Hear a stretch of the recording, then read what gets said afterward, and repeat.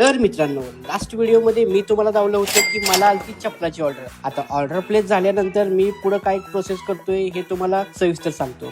सगळ्यात आधी पंच मारून कलर काम करून घेतो. कलर काम पक्क झाल्यानंतर रिंगा मारून घ्यायला लागतात आणि एवढं सगळं झालं की मग फायनल टच फिनिशिंग मारून घेतो. फिनिशिंगचं काम कसं सगळा कलर सुकल्यानंतर करायला लागतं. आता हे चप्पल आपल्याला कुरिअरनं पाठवायचं आहे, त्यामुळे वजन, उंची, बिंची सगळं बरोबर द्यायला लागतं. कारण साईज आणि वजन वाढलं की पार्सलचं पैसे पण वाढतात. त्यामुळे आपण कुरिअर बॅग मध्ये हे चप्पल डायरेक्ट पॅक करून देऊन टाकतो. ह्या पॅकिंग मध्ये 12 भानगडे असतात. याव करा त्याव करा सगळं करायला लागतं. त्यात आज बंटू सँडलची बी ऑर्डर होती. त्याला बी कोंबलं पिशवीत आणि बिल टाकलं आत.